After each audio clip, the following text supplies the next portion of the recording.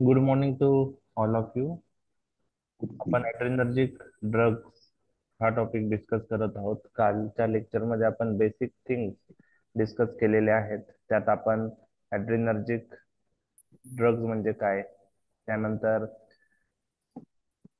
ॲड्रेनर्जिक system किंवा sympathetic system कार्य कसं करते, कोणते न्यूरोट्रान्समीटर त्यातून रिलीज होतात आणि ते न्यूरोट्रान्समीटर ॲड्रेनर्जिक रिसेप्टरवर ऍक्ट झाल्यानंतर ॲड्रेनर्जिक रिसेप्टर स्टिम्युलेट झाल्यानंतर काय होऊ शकतं, त्या गोष्टी आपण डिस्कस केलेल्या आहेत. आता एक्झाम मध्ये ॲड्रेनर्जिक ड्रग वर लॉंग क्वेश्चन येण्याचे चान्सेस आहे, शॉर्ट नोट येण्याचे चान्सेस आहेत. तर ॲड्रेनर्जिक ड्रग म्हणजे सिम्पॅथोमायमेटिक ड्रग. त्यामध्ये तुम्हाला classification, mechanism of action, uses, adverse effect हा लॉंग क्वेश्चन येऊ शकता. शॉर्ट नोट साठी युजेस, ऍडव्हर्स इफेक्ट असा क्वेश्चन येऊ शकतो ॲड्रेनर्जिक ड्रगचे. ॲड्रेनालिन शॉर्ट नोट साठी विचारला जाऊ शकतो. ॲड्रेनालिनचे युजेस म्हणून 2 मार्कला क्वेश्चन येऊ शकतो. त्याचप्रमाणे ॲड्रेनालिन एनाफिलिप्टिक शॉक मध्ये कसा उपयुक्त आहे असं 2 मार्कला युनिव्हर्सिटीमध्ये ऑलरेडी क्वेश्चन येऊन गेलेला आहे. ॲड्रेनालिन लिग्नोकेन बरोबर देण्याचे फायदे काय, त्यावरही क्वेश्चन येऊ शकतो. तर लॉंग क्वेश्चन मध्ये classification, mechanism of action, uses, adverse effect आणि युजेस लक्षात येण्यासाठी फार्माकोलॉजिकल ऍक्शन आपण डिटेलमध्ये डिस्कस करणार आहोत. इंडिव्हिज्युअल ड्रग एक्झाम मध्ये तुम्हाला कोणीही विचारणार नाही. आता क्लासिफाय ॲड्रेनर्जिक ड्रग किंवा क्लासिफाय सिम्पॅथोमायमेटिक ड्रग असा क्वेश्चन आला तर त्यामध्ये 2-3 क्लासिफिकेशन मी तुमच्याशी डिस्कस करणार आहेत. एक म्हणजे केमिकल स्ट्रक्चर नुसारचं क्लासिफिकेशन आहे. दुसरं थेरापेटिक क्लासिफिकेशन आहे, म्हणजे कोणत्या प्रॉमिनंट ऍक्शन साठी ते ड्रग वापरलं जातं. आणि तिसरं depending on mechanism of action. तर पहिलं केमिकल स्ट्रक्चरशी रिलेटेड क्लासिफिकेशन आपण पाहूया, दुसरं थेरापेटिक युजेसशी रिलेटेड पाहणार आहोत आणि तिसरं मेकॅनिझम ऑफ ऍक्शन जी आहे त्याच्याशी रिलेटेड आपण पाहणार आहोत. तर केमिकल स्ट्रक्चर नुसार ॲड्रेनर्जिक ड्रग हे 2 ग्रुपमध्ये डिवाइड होतात, कॅटेकोलामाइन्स अँड नॉन कॅटेकोलामाइन्स. त्यापैकी त्या ड्रग्स मध्ये कॅटेकोलामाइन ग्रुपमध्ये 5 ड्रग येतात. त्यामध्ये ॲड्रेनालिन आहे, नॉर ॲड्रेनालिन आहे, डोपामाइन आहे, डोब्युटामाइन आहे आणि आयसोप्रिनॅलिन आहे. बाकी सर्व ॲड्रेनर्जिक ड्रग हे नॉन कॅटेकोलामाइन्स आहेत. म्हणजे केमिकल क्लासिफिकेशन मध्ये ज्या ड्रगच्या केमिकल स्ट्रक्चर मध्ये कॅटॅकोल न्यूक्लियस असतो त्याला कॅटेकोलामाइन म्हणतात, आणि ज्या ड्रगच्या केमिकल स्ट्रक्चर मध्ये हा कॅटॅकोल न्यूक्लियस ऍबसेंट असतो त्याला नॉन कॅटेकोलामाइन्स म्हणतात. तर केमिकल स्ट्रक्चर नुसार 2 ग्रुप आहे, कॅटेकोलामाइन्स, नॉन कॅटेकोलामाइन्स. कॅटेकोलामाइन मध्ये 5 ड्रग येतात, ॲड्रेनालिन, नॉर ॲड्रेनालिन, डोपामाइन, डोब्युटामाइन, आयसोप्रिनॅलिन. आणि बाकी सगळे ॲड्रेनर्जिक ड्रग हे नॉन कॅटेकोलामाइन्स मध्ये येतात. मग त्यात इफिड्रिन आहे, सुडो इफिड्रिन आहे, एम्फिटामाइन आहे, मिथाएम्फिटामाइन आहे, फिनिलेफ्रिन आहे, झायलोमेटाझोलिन, ऑक्सिमेटाझोलिन, टर्ब्युटॅलिन, सालब्युटामॉल, त्यानंतर रिटोड्रिन नावाचा ड्रग आहे. हे सगळे नॉन कॅटेकोलामाइन्स मध्ये येणारे ड्रग्ज आहेत. तर हे केमिकल क्लासिफिकेशन फार सोपं आहे. पहिले 5 ड्रग लक्षात आले की बाकी सगळे नॉन कॅटेकोलामाइन्स, त्यानंतर क्लोनिडीन, ॲप्राक्लोनिडीन, ब्रिमोनिडीन, अल्फा मिथिल डोपा. तर नॉन कॅटेकोलामाइनची लिस्ट फार मोठी आहे आणि आपण इंडिव्हिज्युअल ड्रग डिस्कस करू, त्यानंतर तुम्हाला त्यांची नावं माहीत होतील. आता त्यातले काही नावं तुम्हाला माहीत आहेत. समजा त्यामधले सालब्युटामॉल, टर्ब्युटॅलिन, बरोबर. हायड्रोमेटाझोलिन, ऑक्सिमेटाझोलिन, सालब्युटामॉल, टर्ब्युटॅलिन, सालमेट्रॉल, अल्फा मिथिल डोपा, क्लोडिडीन हे नावं तुमच्या परिचयाचे आहे. त्यामुळे क्लासिफिकेशन हे लक्षात ठेवायला काही डिफिकल्ट नाहीये. आता 2 मार्कला युनिव्हर्सिटीमध्ये क्वेश्चन काय येतो अजून एक, की डिफरन्स बिटवीन कॅटाकोलामाइन अँड नॉन कॅटाकोलामाइन. हा डिफरन्स तुम्हाला चांगल्या प्रकारे करायचा आहे. युनिव्हर्सिटी एक्झाम मध्ये 1-2 वेळा हा डिफरन्स आलेला आहे, कॅटेकोलामाइन्स आणि नॉन कॅटेकोलामाइन्स मधला डिफरन्स. आणि त्या प्रॉपर्टीवर ह्या डिफरन्स माहित असेल तर त्या ड्रगच्या प्रॉपर्टी किंवा त्या ड्रगच्या महत्वाचे पॉईंट तुमच्या लक्षात राहणार आहे. तर काय डिफरन्स आहे, एक तर डिफरन्स मी ऑलरेडी सांगितलाय की कॅटेकोल. कॅटेकोलामाइन मध्ये कॅटॅकोल रिंग प्रेझेंट असते, नॉन कॅटेकोलामाइन्स मध्ये ती कॅटॅकोल रिंग ऍबसेंट असते. त्यानंतरचा जो पॉइंट आहे तो फार महत्वाचा आहे, त्याच्यावरून तुम्हाला 3 ते 4 डिफरन्सेस लक्षात ठेवायचे आहे. कॅटाकोलामाइन्स हे पोलार असतात. पोलारचा अर्थ आहे water soluble. Okay. Non catecholamine non polar असतात. नॉन पोलार म्हणजेच वॉटर इनसोल्युबल किंवा लिपिड सोल्युबल. तर पोलार म्हणजे वॉटर सोल्युबल आपण म्हणू शकतो. नॉन पोलार म्हणजे वॉटर इनसोल्युबल. त्याला आपण दुसऱ्या भाषेत लिपिड सोल्युबल असंही म्हणतो. जनरल फॉर्मॅट मध्ये ते पॉइंट आपण डिस्कस केलेले आहे. तर एक लक्षात ठेवा, जेव्हा ड्रग हा वॉटर सोल्युबल असतो तर तो पॅसिव्ह डिफ्युजननी इझिली ऍब्सॉर्ब होत नाही. पॅसिव्ह डिफ्युजन साठी लिपिड सोल्युबल ड्रग पाहिजे. लिपिड सोल्युबल म्हणजेच वॉटर इनसोल्युबल पाहिजे. तर कॅटाकोलामाइन आणि नॉन कॅटाकोलाइन मध्ये याच्या पुढचे 2-3 डिफरन्स तुम्हाला लक्षात ठेवायचे की कॅटाकोलामाइन हे ओरली इफेक्टिव्ह नाही. कॅटाकोलामाइन ब्लड ब्रेन बॅरियर क्रॉस करत नाहीत. ओके, बरोबर. कॅटेकोलामाइन ओरली इफेक्टिव्ह नाहीये आणि ते ब्लड ब्रेन बॅरियर क्रॉस करत नाही. नॉन कॅटेकोलामाइनचा जर विचार केला तर ते ओरली इफेक्टिव्ह आहेत आणि ब्लड ब्रेन बॅरियरही क्रॉस करतात. ओके, ब्लड ब्रेन बॅरियरही क्रॉस करतात. ओके. त्यानंतर आता हे ब्लड ब्रेन बॅरियर क्रॉस करत नाही, त्यामुळे कॅटेकोलामाइनला सीएनएस स्टिम्युलंट ऍक्शन नसते. नॉन कॅटेकोलामाइनला सीएनएस स्टिम्युलंट ऍक्शन असते. त्यात एम्फिटामाइन नावाचा ड्रग हा CNS stimulant point of view काही कंडिशन्स मध्ये किंवा त्याचा मिसयूज पण आहे, ते आपण नंतर पाहणारच आहोत. तर कॅटाकोलामाइनला सीएनएस ऍक्शन आहेत, सीएनएस ऍक्शन नाहीत. नॉन कॅटाकोलामाइनला सीएनएस ऍक्शन आहे. कॅटाकोलामाइन ला सीएनएस स्टिम्युलंट ऍक्शन नाहीये आपण पाहिलं, आणि नॉन कॅटाकोलामाइन ला सीएनएस स्टिम्युलंट ऍक्शन आहे. आता हे डिफरन्स तुमच्या लक्षात ठेवण्यासाठी तुम्हाला ड्रग पोलार आणि नॉन पोलार कोणता आहे त्याच्यावरून त्या सगळ्या गोष्टी डिस्कस आपण ज्या केलेल्या आहेत त्या तुमच्या लक्षात राहील. ओके. आता कालच्या लेक्चर मध्ये मी तुम्हाला सांगितलं होतं, जसं ऍसिटिल कोलिनच्या मेटाबॉलिझम साठी एक एन्झाईम महत्वाचा असतो, कोलिनिस्टरेज एन्झाईम. तसं त्या ऍड्रेनर्जिक न्यूरोट्रान्समीटर जे होते डोपामाइन, नंतर ऍड्रेनालिन, नॉर ऍड्रेनालिन आणि डोपामाइन, जर हे यांच्या मेटाबॉलिझम साठी 2 एन्झाईम महत्वाचे आहे, माऊ आणि कॉम्ट. तर माऊ म्हणजे मोनो अमाइन ऑक्सिडेज एन्झाईम आणि कॉम्प म्हणजे catechol O methyl transferase enzyme. Okay, MAO and कॉम्प. तर कॅटाकोलामाइन जे आहेत ते कॉम्ट आणि माऊ एन्झाईमने मेटाबोलाइज होतात. Non catecholamine they are resistant to metabolise by MAO आणि कॉम्ट एन्झाईम. त्यामुळं यांचं रॅपिडली मेटाबोलाइज झाल्यामुळे कॅटाकोलामाइनचं ते शॉर्ट ऍक्टिंग आहेत आणि नॉन कॅटाकोलामाइन हे लॉंग ऍक्टिंग आहे. हा एक डिफरन्स तुम्हाला लक्षात ठेवायचा आहे. पुढच्या डिफरन्स कडे जाऊया. एक्झाम्पल्स.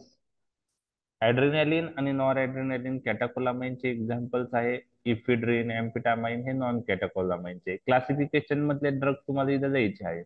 थोडक्यात काय, कॅटाकोलामाइनच्या प्रॉपर्टीज काय आहे की त्याच्यामध्ये कॅटाकोल रिंग प्रेझेंट असते, ते पोलार ड्रग आहे, ओरली इफेक्टिव्ह नाही, ब्लड ब्रेन बॅरियर क्रॉस करत नाही, त्यांना सीएनएस स्टिम्युलंट ऍक्शन नाही, ते रॅपिडली मेटाबोलाइज होतात कॉम्ट एन्झाईम आणि माऊ एन्झाईमनी, आणि ते शॉर्ट ऍक्टिंग आहे. Example adrenaline, nor ऍड्रेनालिन.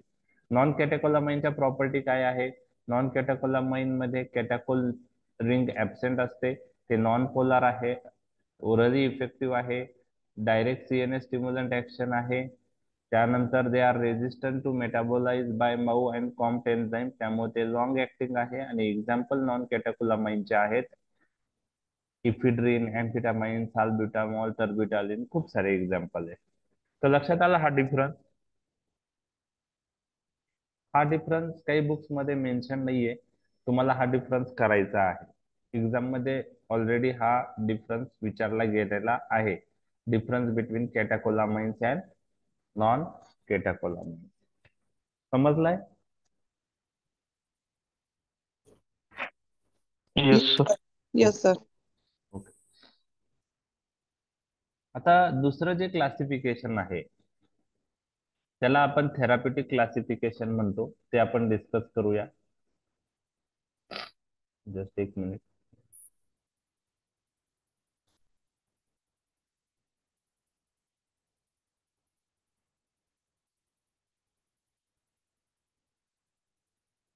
त्याच्या आधी depending on mechanism of action. थेरापेटिकच्या आधी depending on mechanism of action discuss करूया, मग थेरापेटिक कडे येऊया. आता depending on mechanism of action म्हणजे का, कसं ते डिवाइड होतात ते मी तुम्हाला सांगणार आहे. एमसीक्यू साठी हे क्लासिफिकेशन महत्वाचं आहे. आता एक्झाम मध्ये तुम्हाला कोणतं क्लासिफिकेशन विचारलं स्पेसिफिक तर ते लिहावं लागेल, किंवा नुसतं क्लासिफाय ऍड्रेनर्जिक ड्रग किंवा सिम्पॅथोमायमेटिक ड्रग विचारले तर तुम्ही कोणतंही क्लासिफिकेशन लिहिलं तरी चालू शकतं. आता बघा, mechanism of action point of view कसे आहेत हे ड्रग्स मी तुम्हाला सांगतो. हे प्री सिनेप्टिक न्यूरॉन आहेत, हे पोस्ट सिनेप्टिक न्यूरॉन आहे. मधली जी स्पेस असते त्याला सिनेप्टिक क्लेप म्हणतात. सिम्पॅथेटिक सिस्टीम मध्ये प्री सिनेप्टिक न्यूरॉन मध्ये नॉर ऍड्रेनलिन किंवा नॉर इपिनेफ्रिन नावाचा न्यूरोट्रान्समीटर स्टोअर असतो. बरोबर आहे. हा प्री सिनेप्टिक न्यूरॉन्स मधून हा न्यूरोट्रान्समीटर रिलीज होतो सिनेप्टिक क्लेप मध्ये. कोणत्या प्रोसेसने? एक्झोसाइटोसिस. ओके. आणि त्यानंतर ते पोस्ट सिनेप्टिक न्यूरॉनवर हे नॉर इपिनेफ्रिन अल्फा आणि बीटा रिसेप्टरवर ऍक्ट होतो. ऍड्रिनर्जिक रिसेप्टर आहे ते. बरोबर आहे. हे आपण काल डिस्कस केलेलं आहे. आता हे जे ड्रग्ज आपण देतो ऍड्रिनर्जिक ड्रग किंवा sympathomimetic drug, these are the drugs which produce action similar to that of sympathetic nervous system. तर यामध्ये हे ड्रग कसे ऍक्ट होतात, तर काही ऍड्रिनर्जिक ड्रग जे आहे ते डायरेक्टली जाऊन अल्फा आणि बीटा रिसेप्टरवर बाइंड होऊन अगोनिस्टिक इफेक्ट दाखवतात. ओके.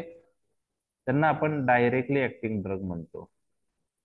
डायरेक्टली ऍक्टिंग ड्रग म्हणजे हे ड्रग दिले की ते जाणार सर्क्युलेशन मधून आणि जिथं अल्फा रिसेप्टर बीटा रिसेप्टर आहे त्यावर अगोनिस्टिक त्यावर बाइंड होणार आणि अगोनिस्टिक रिस्पॉन्स दाखवणार. म्हणजे हे ड्रग जसं नॉर ऍड्रेनालिन काम करतो तसं ते त्या रिसेप्टरला बाइंड होईल अल्फा आणि बीटा रिसेप्टरला आणि नॉर ऍड्रेनालिन प्रमाणे काम करतील. So these are the adrenergic agonistic drug. They are directly acting drug. ते directly act on the alpha आणि बीटा रिसेप्टर. ओके. हा एक ग्रुप आहे डायरेक्टली ऍक्टिंग सिम्पॅथोमायमेटिक ड्रग. दुसरा ग्रुप आपण बघणार आहोत तो इनडायरेक्टली ऍक्टिंग आहे. Indirectly acting. हा ग्रुप कसा ऍक्ट होतो? इनडायरेक्टली ऍक्टिंग म्हणजे हे ड्रग डायरेक्टली अल्फा आणि बीटा रिसेप्टरवर ऍक्ट होत नाही अगोनिस्ट म्हणून. तर हे ड्रग कसे कार्य करतात ते आपण पाहणार आहे. तर इनडायरेक्टली ऍक्टिंग सिम्पॅथोमायमेटिक ड्रग कसे ऍक्ट करतात, तर ते ड्रग अल्फा आणि बीटा रिसेप्टरवर डायरेक्टली ऍक्ट होत नाही. तर हे काय करतात, हे ड्रग प्रीसिनेप्टिक न्यूरॉन मध्ये जातात. प्रीसिनेप्टिक न्यूरॉन मध्ये गेल्यानंतर तिथून व्हेसिकल मध्ये जातात आणि व्हेसिकल मध्ये जो नॉर इफिनेफ्रिन किंवा नॉर ऍड्रेनालिन आहे त्याचं रिलीज वाढवतात. आणि हा नॉर ऍड्रेनालिन रिलीज झाल्यानंतर तो अल्फा आणि बीटा रिसेप्टरवर ऍक्ट होतो. म्हणजे इथं ड्रग स्वतः अल्फा आणि बीटा रिसेप्टरवर ऍक्ट होत नाही. ड्रग प्रीसिनेप्टिक न्यूरॉन मध्ये जाऊन नॉर ऍड्रेनालिनचं रिलीज वाढवतात, नॉर ऍड्रेनालिनला पुश करतात. त्यामुळे नॉर ऍड्रेनालिन सिनेप्टिक क्लेप मध्ये येतो आणि तो नॉर ऍड्रेनालिन अल्फा आणि बीटा रिसेप्टरवर ऍक्ट होतो. त्यामुळं अशा ग्रुपला इनडायरेक्टली ऍक्टिंग सिम्पॅथोमायमेटिक ड्रग असं म्हणतात. लक्षात आलं का इनडायरेक्टली ऍक्टिंग म्हणजे काय? समजलं indirectly acting? Yes sir. Okay. आणि तिसरा जो ग्रुप आहे ते असे ड्रग आहेत ते डायरेक्टली पण ऍक्ट होता अल्फा आणि बीटा रिसेप्टरवर ऍज ए अगोनिस्ट म्हणून. त्याचप्रमाणे ते प्रीसिनॅप्टिक न्यूरॉन मध्ये जाऊन नॉर ऍड्रेनालिनचं रिलीज पण वाढवतात. त्यामुळे त्यांना इनडायरेक्ट ऍक्शन पण आहे. अशा ड्रगला आपण मिक्स ऍक्टिंग सिम्पॅथोमायमेटिक ड्रग असं म्हणतो. Mix acting. मिक्स ऍक्टिंग म्हणजे डायरेक्ट ऍक्शन पण आहे आणि इनडायरेक्ट ऍक्शन पण आहे. लक्षात आलं? म्हणजे आपल्याला आता जे ड्रग्ज आहे ऍड्रिनर्जिक ड्रग ह्या क्लासिफिकेशन नुसार 3 ग्रुपमध्ये डिवाइड करायचे. डायरेक्टली ऍक्टिंग, इनडायरेक्टली ऍक्टिंग आणि mix acting. Directly acting, indirectly acting आणि मिक्स ऍक्टिंग. आता आपण बघूया तेच drug, directly acting, indirectly acting आणि मिक्स ऍक्टिंग. आता डायरेक्टली ऍक्टिंगचे एक्झाम्पल खूप आहे, त्यामुळे पहिले तुम्ही पहिले इन आवाज येतोय ना? Yes, sir. Yes, sir. तुम्ही पहिले आपण इनडायरेक्टली ऍक्टिंग आणि मिक्स ऍक्टिंगचे एक्झाम्पल क्लिअर करू. ते जर माहीत असतील तर बाकी सगळे डायरेक्टली ऍक्टिंग मध्ये लिहिता येईल तुम्हाला. बरोबर आहे? तर तुम्हाला मी इनडायरेक्टली ऍक्टिंगचे एक्झाम्पल पहिले सांगतो, मग मिक्स ऍक्टिंगचे सांगतो. तर इनडायरेक्टली ऍक्टिंगचे एक्झाम्पल लक्षात ठेवण्यासाठी ताई ताई निमोनिक तुम्हाला लक्षात ठेवायचं आहे. कोणतं निमोनिक? ताई, TAI. ओके, TAI, TAI, ताई. आय म्हणजे इनडायरेक्टली ऍक्टिंग, आय म्हणजे इनडायरेक्टली ऍक्टिंग सिम्पॅथोमायमेटिक.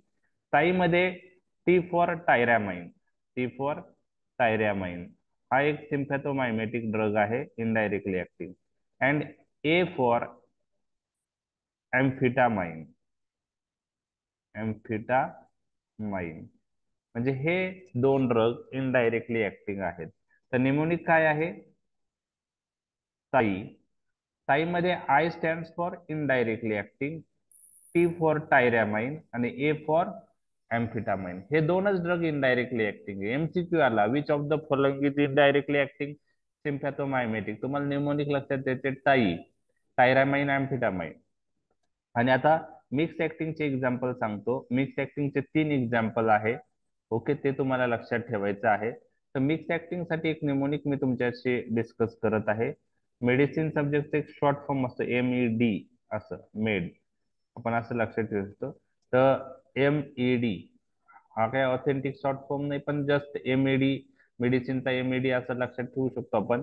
MED हे M फॉर मिक्स ऍक्टिंग आहेत. ओके, मिक्स ऍक्टिंगचे एक्झाम्पल आहेत MED, मेड. ओके, तर M फॉर मिफेनटर्माइन, OT मध्ये हा ड्रग यूज होतो. Okay, E for ephedrine, D for dopamine. इथं डी फॉर डोब्युटामाइन नाही, हे लक्षात ठेवा. डी फॉर काय? Dopamine. Dopamine mix acting sympathomimetic drug आहे. म्हणजे मिफेनटर्माइन, इफिड्रिन आणि डोपामाइन, मेड हे ड्रग मिक्स ऍक्टिंग सिम्पॅथोमायमेटिक आहे. म्हणजे ते डायरेक्टली अल्फा आणि बीटा रिसेप्टरवर पण ऍक्ट होतात आणि इनडायरेक्ट ऍक्शन म्हणजे नॉर ऍड्रेनलाइनचं रिलीजही वाढवतात. तर मिफेनटर्माइन, इफिड्रिन आणि डोपामाइन हे मिक्स ऍक्टिंग आहे. तर MCQ साठी हे 2 पॉइंट लक्षात ठेवले तर फार इझिली तुम्ही याच्यावरचे MCQ सॉल्व्ह करू शकतात. आता राहिलेले जे आहे ते डायरेक्टली ऍक्टिंग आहे. हे सोडून बाकीचे जे आहे ते डायरेक्टली. मग तुम्हाला जेवढे ऍड्रेनर्जिक ड्रगचे नावं माहीत आहे ते तुम्ही इकडे लिहू शकतात. मग डायरेक्टली ऍक्टिंग मध्ये कोणकोणते आहेत पहा. आता इथं ऍड्रेनेलिन आहे, नॉर ऍड्रेनेलिन आहे, आयसोप्रिनॅलिन आहे, फिनोलेफ्रिन आहे, मिथोक्झामाइन आहे, झायलोमेटाझोलिन आहे, साल्ब्युटामॉल आहे. खूप सारे डायरेक्टली ऍक्टिंग आहे. म्हणजे हे ड्रग डायरेक्टली आड्रेनर्जिक रिसेप्टरवर ऍक्ट होतात, त्यांना इनडायरेक्ट ऍक्शन नाहीये. तर बाकी सर्व तुम्ही डायरेक्टली ऍक्टिंग मध्ये लिहू शकता. तर परत एकदा सांगतो, classification directly acting, indirectly acting आणि मिक्स ऍक्टिंग हे मेकॅनिझम ऑफ ऍक्शन नुसार 3 ग्रुपमध्ये डिवाइड होतात ऍड्रेनर्जिक ड्रग. इनडायरेक्टली ऍक्टिंग मध्ये ताई निमोनिक आहे, टायरॅमाइन, एम्फिटामाइन इनडायरेक्टली ऍक्टिंग आहे. मिक्स ऍक्टिंग साठी मेड निमोनिक आहे, मिफेनटर्माइन, इफिड्रिन आणि डोपामाइन हे मिक्स ऍक्टिंग सिम्पॅथोमायमेटिक आहे. आणि राहिलेले सर्व हे डायरेक्टली ऍक्टिंग सिम्पॅथोमायमेटिक आहे. त्यात ऍड्रेनालिन, नॉर ऍड्रेनालिन, आयसोप्रिनालिन, फिनिलेफ्रिन, मिथोक्झामाइन, साल्ब्युटामॉल, झायलोमेटाझोलिन हे सर्व ड्रग येतात. 2 नंबरचं क्लासिफिकेशन लक्षात आलंय? हे दुसरं तुमच्या क्लासिफिकेशन लक्षात Yes, sir. Okay. Yes, sir. आता यातले MCQ पण कधी कधी काय येतो, which of the following is indirectly acting sympathomimetic, which of the following is mix acting sympathomimetic. तर हे डिफिकल्ट एमसीक्यू पैकी काही एमसीक्यू जे असतात डिफिकल्ट असतात त्यापैकी एक एमसीक्यू आहे. ओके. आता तिसरं जे आहे थेरापिटिक क्लासिफिकेशन, म्हणजे ते त्या कोणत्या पर्पज साठी तो ड्रग यूज होता त्याच्यानुसार ते क्लासिफिकेशन, याच्यावरून तुम्हाला युजेस पण लक्षात राहू शकतात. आता प्रेशर एजंट म्हणून कोणते ड्रग यूज होतात, तर तुम्हाला माहित आहे याच्यामध्ये कोणते ड्रग यूज होतात day to day clinical practice मध्ये तुम्ही यूज केले असेल. तर प्रेशर एजंट म्हणून नॉरएड्रेनालिन, इफिड्रिन, डोपामाइन, त्यानंतर फिनिलेफ्रिन, मिफेनटरमाइन, मिथोक्झॅमाइन हे ड्रग यूज होतात. तर मला मी सांगितलं की मिफेनटरमाइन हे ओटी मध्ये चांगल्या प्रकारे यूज होणारा ड्रग आहे. तर ज्यावेळेस जनरल अनेस्थेटिक एजंट आपण देतो आणि त्यामध्ये जर पेशंट हायपोटेन्शन मध्ये जर गेला, तर ब्लड प्रेशर वाढवण्यासाठी हे mephentermine drug commonly day to day clinical practice मध्ये ओटी मध्ये ते यूज होतं. ओके, ऐकलंय मिफेनटरमाइन? नाही Yes, ऐकलंय मिफेनटरमाइन? yes, sir. Definitely. ओके. तर हे प्रेशर एजंट कशात यूज करतात? आपण हायपोटेन्सिव्ह शॉक मध्ये यूज करतो. इथं ऍड्रेनालिन नाही पा प्रेशर एजंट मध्ये, नॉर ऍड्रेनालिन आहे, लक्षात घ्या. तर प्रेशर एजंट मधले 2-3 नावं तुम्हाला लक्षात पाहिजे. तर नॉर ऍड्रेनालिन, इफिड्रिन, डोपामाइन, ओके, फिनिलेफ्रिन, मिथोक्झॅमाइन, मिफेनटरमाइन. ओके.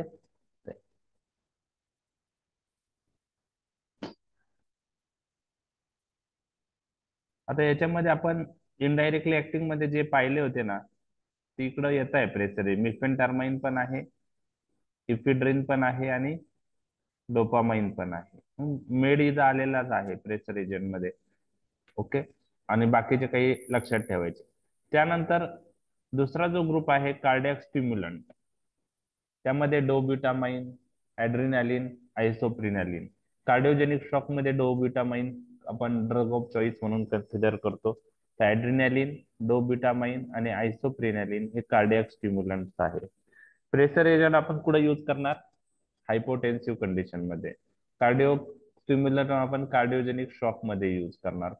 ब्रॉन्कोडायलेटर्स, त्यात आयसोप्रिनॅलिन आहे, साल्बिटामॉल आहे, टर्ब्युटॅलिन आहे, साल्मेट्रॉल आहे. We use in asthma, COPD this drug. In asthma these are drug of choice. Okay, acute attack. त्यानंतर आता नवीन ड्रग पण आले, त्यामध्ये फॉर्मोटेलर, बॉम्बुटेरॉल. नंतर नेझल डिकंजेस्टन, हे ड्रग पण तुम्हाला सगळ्यांना माहिती आहे. झायलोमेटाझोलिन, ऑक्सिमेटाझोलिन, फिनिलेफ्रिन, नॅफ्राझोलिन. हे आपण कंजेशन, नेझल कंजेशन, ज्याच्यात नाक ब्लॉक होतं, रायनायटिस मध्ये काही वेळेस नेझल कंजेशन होतं.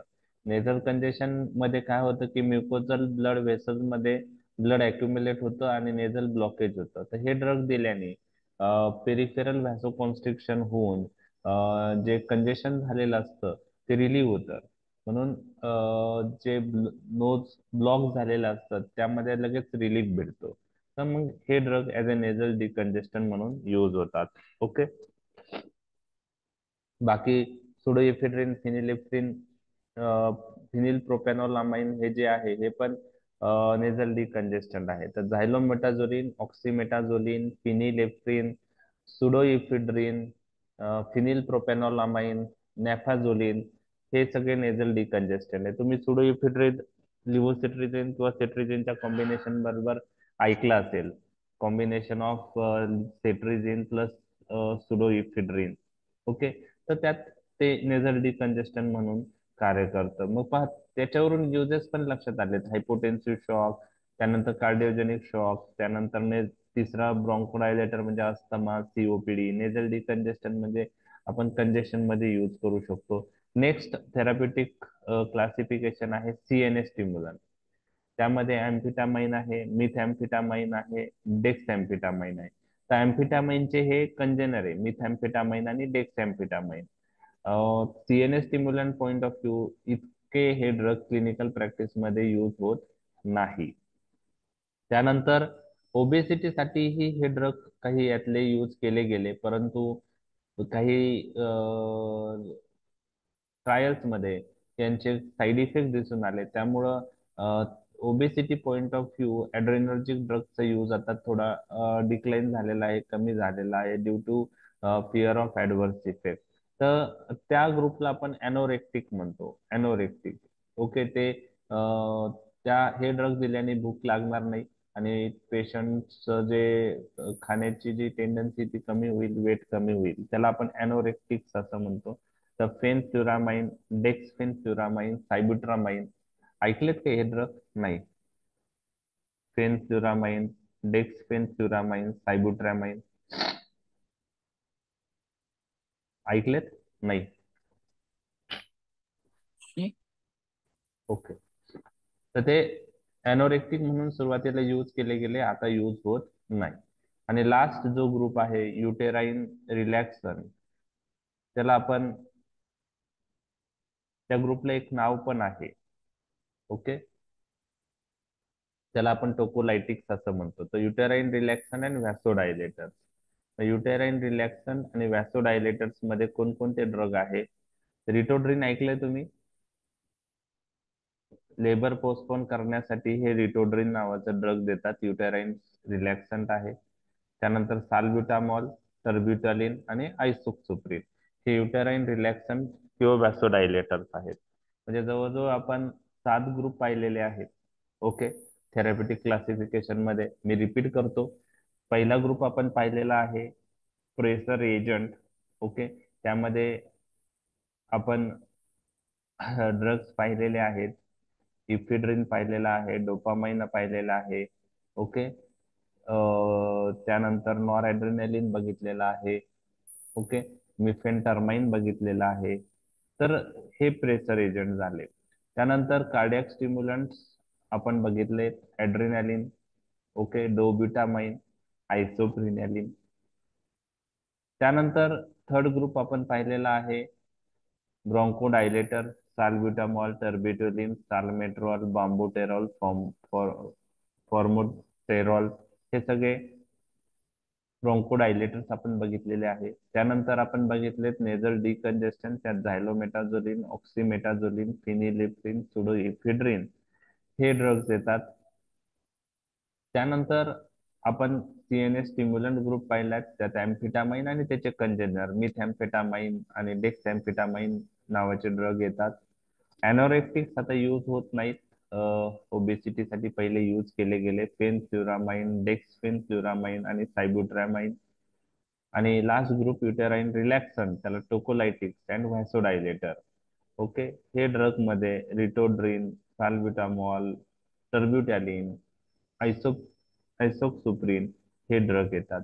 तर युटेराइन स्टिम्युलंट्स म्हणजे टोकोलायटिक आपण लेबर पोस्टपोन करण्यासाठी हे ड्रग देतो. लक्षात आलंय थेरॅप्युटिक क्लासिफिकेशन?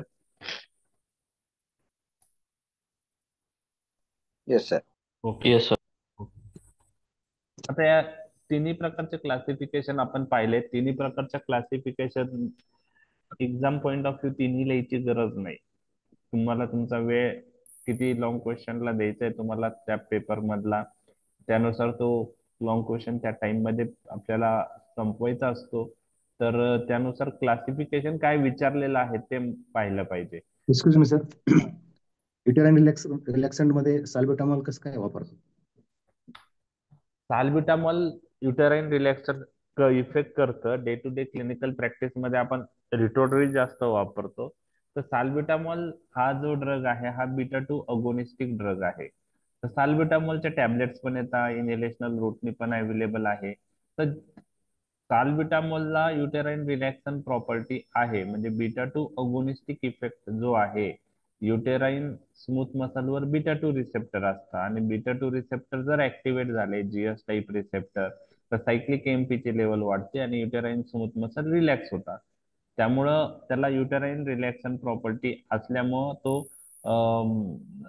ऍज अ टोकोलायटिक म्हणून आपण यूज करू शकतो. पण यामध्ये आपल्याला लेबर पोस्टपोन करायचं असेल तर रिटोडिन आपण जास्त प्रेफर करतो, रिटोड्रिन. ठीक आहे. तर क्लिनिकल प्रॅक्टिस मध्ये तुम्ही त्याचा यूज नसन पाहिला, बुक्स मध्ये मेन्शन, नाही. बरोबर आहे. तर हो सर. तो त्याला युटेराइन रिलॅक्सन प्रॉपर्टी आहे, तो लेबर पोस्टपोन करू शकतो. एवढं तुम्हाला लक्षात ठेवायचं. जे पण बीटा 2 अगोनिस्टिक ड्रग असतील, ज्यांना बीटा 2 अगोनिस्टिक, हा साल्ब्युटामॉल तुम्ही इनहेलेशनल दिला तर युटेरसवर इफेक्ट नाही येणार कारण लोकल ऍक्शन होणार, पण ओरली दिला तर येऊ शकतो. लक्षात घ्या. त्यामुळं तो क्लासिफिकेशन मध्ये युटेराईन रिलॅक्सेशन मध्ये पण आहे आणि ब्रॉन्कोडायलेटर्स मध्ये पण आहे आणि बीटा टू अगोनिस्टिक इफेक्ट व्हॅसोडायलेटेशन पण होईल. म्हणजे त्या साल्ब्युटामॉलच्या हे सगळ्या प्रॉपर्टीज आहेत, युटेराईन रिलॅक्सन्स, व्हॅसोडायलेटेशन आणि ब्रॉन्कोडायलेटेशन. आपण ब्रॉन्कोडायलेटेशन पॉइंट ऑफ व्ह्यू यूज करतो. ओके, लक्षात आलंय. आता हे क्लासिफिकेशन जे आहे ना तिन्ही, त्यातून आपल्याला काही ना काही माहिती भेटली. कॅटाकोलामाइन आणि नॉन कॅटाकोलामाइनचा डिफरन्स लक्षात आला. डायरेक्टली ऍक्टिंग, इनडायरेक्टली ऍक्टिंग आणि मिक्स ऍक्टिंग सिम्पॅथोमायमेटिक्स म्हणजे काय ते आपण बघितलं. आणि थेरापेटिक क्लासिफिकेशन मधून आपल्याला युजेस पॉइंट ऑफ व्ह्यू काही आयडिया आलेली आहेत. आता आपल्याला पुढचा पार्ट बघायचा आहे की फार्मॅकोलॉजिकल ऍक्शन्स ह्या ड्रगच्या काय असतील ते आपण बघणार आहोत. त्याआधी आपण ऍड्रेनालिन, नॉर ऍड्रेनालिन आणि आयसोप्रिनॅलिन ह्या ड्रगचा डिफरन्स काय ते मी तुम्हाला सांगणार आहे ऍक्शन पॉइंट ऑफ व्ह्यू. काल मी ऍड्रेनालिन आणि नॉर ऍड्रेनालिनचा डिफरन्स सांगितलेला आहे. ओके, तर ऍड्रेनालिन नावाचा जो ड्रग आहे, ओके, हा सर्व ऍड्रेनर्जिक रिसेप्टरवर ऍक्ट होतो. तर अल्फा आणि बीटा रिसेप्टरवर ते ऍड्रेनर्जिक ऍक्ट होतं. तर अल्फा रिसेप्टर जे आहे त्यांचे दोन टाईप आहे, alpha one, alpha two. Beta रिसेप्टरचे बीटा वन, बीटा टू आणि बीटा थ्री. तर adrenaline alpha one, alpha two, beta one, beta two, beta three सर्व रिसेप्टरवर ऍक्ट होतो. नॉर ऍड्रेनालिन विषयी आपण पाहिलंय की तो alpha one, alpha two, beta one आणि बीटा थ्री रिसेप्टरवर ऍक्ट होतो. पण नॉर ऍड्रेनालिनला कोणते ऍक्शन नाहीये, बीटा टू. Beta two. हे तुम्हाला लक्षात ठेवायचं. म्हणून नॉर ऍड्रेनालिन ला ब्रॉन्कोडायलेटेशन, व्हॅसोडायलेटेशन किंवा युटेराईन रिलॅक्सन ते ऍक्शन नाही. त्या ग्रुपमध्ये आपण नॉर ऍड्रेनालिन क्लासिफिकेशन मध्ये पण दिसला नसेल तुम्हाला. युटेराईन रिलॅक्सन मध्ये पण नाहीये, बरोबर आहे, किंवा ब्रॉन्कोडायलेटेशन पण त्याची ऍक्शन नाहीये. तर यामध्ये हा डिफरन्स तुम्हाला लक्षात ठेवायचा आहे की nor adrenaline does not have beta two action. आता तिसरा जो ड्रग मी तुम्हाला सांगणार आहे आयसोप्रिनॅलिन, हा ऍड्रेनालिन आणि नॉर ऍड्रेनालिन पेक्षा थोडा वेगळा आहे. तर या आयसोप्रिनॅलिनला बीटा रिसेप्टरवर ऍक्शन आहे. तो beta one, beta two, beta three रिसेप्टरवर ऍक्ट होतो. पण आयसोप्रिनॅलिन अल्फा रिसेप्टरवर ऍक्ट होत नाही. म्हणजे हा सिलेक्टिव्हली कोणत्या रिसेप्टर वर बाइंड होतोय, beta one, beta two, beta three. It does not have action on alpha one, alpha two receptor. तर आयसोप्रिनॅलिन चा हा पॉइंट तुम्हाला लक्षात ठेवायचा आहे की isoprenaline only acts on beta one, beta two, beta three. It has no alpha action. लक्षात राहील हे तुमच्या. Yes, MCQ ला sir. आलं, MCQ ला आलं, आयसोप्रिनॅलिन acts on all the following receptor except. Noradrenaline acts on all the following receptor except. तर noradrenaline does not have beta 2 action आणि आयसोप्रिनॅलिन does not have alpha action. Okay, ठीक आहे. आणि त्याच्यानुसार त्याच्या ऍक्शन पण जेव्हा आपण डिस्कस करू त्या तुम्हाला कळल्या पाहिजे. ओके, आता आपण फार्मेकोलॉजिकल ऍक्शन जर तुम्हाला कोणी विचारल्या तर कालच्या लेक्चरवरून तुम्ही जवळजवळ सगळे ऍक्शन्स लक्षात ठेवू शकता. आपल्याला माहिती आहे की रिसेप्टर कुठे लोकेशन आहे, ओके, आणि त्याच्यामुळं काय होऊ शकतं. तर हार्टवर बीटा वन रिसेप्टर असल्यामुळे बीटा रिसेप्टर स्टिम्युलेट होऊन पॉझिटिव्ह आयनोट्रॉपिक, क्रोनोट्रॉपिक, डोमोट्रॉपिक इफेक्ट येणार आहे. ओके, जास्त ग्लोमेरुलर सेलवर बीटा वन रिसेप्टर असेल तर रेनिन रिलीज होऊन रास सिस्टीम ऍक्टिव्हेट होईल. त्यामुळे व्हॅसोकॉन्स्ट्रिक्शन आणि सोडियम वॉटर रिटेन्शन होऊ शकतं.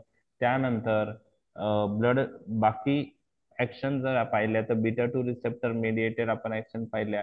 तर बीटा टू रिसेप्टरचे लोकेशन 8 लोकेशन आपण पाहिले होते, 5 स्मूथ मसल्स. मग त्यात bronchi, blood vessel, GIT, okay, त्यानंतर युरिनरी ब्लॅडर, युटरस, ओके, हे 5 आहेत. आणि त्या व्यतिरिक्त liver, skeletal muscle, spindle fibre आणि आय. त्यावरचे ऍक्शन तुम्हाला लक्षात आहे की बीटा टू रिसेप्टर ऍक्टिव्हेट झाले तर काय होऊ शकतं. म्हणजे स्मूथ मसल रिलॅक्स होणार, मग त्यात ब्रॉन्कोडायलेटेशन होईल, युटेराईन रिलॅक्संट ऍक्शन आहे, युरिनरी ब्लॅडरचं रिलॅक्सेशन होईल, जीआयटी स्मूथ मसल रिलॅक्स होतील. ह्या सर्व गोष्टी तुम्ही लिहू शकता.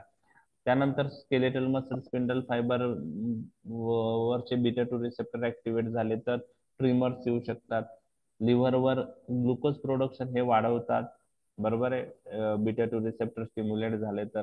ते आपण काल पाहिलेत. आय मध्ये ऍक्वियस ह्युमरचं सिक्रेशन वाढेल बीटा टू रिसेप्टर. पण बाकी ऍक्शन पण आहे आयवर, अल्फा रिसेप्टर वरचं, ते आपण नंतर पाहणारच आहोत. त्याने काय होतं, थोडं कॉम्प्लेक्स ऍक्शन आहे ऍक्वियस ह्युमर सिक्रेशनवर ॲड्रेनर्जिक ड्रगची.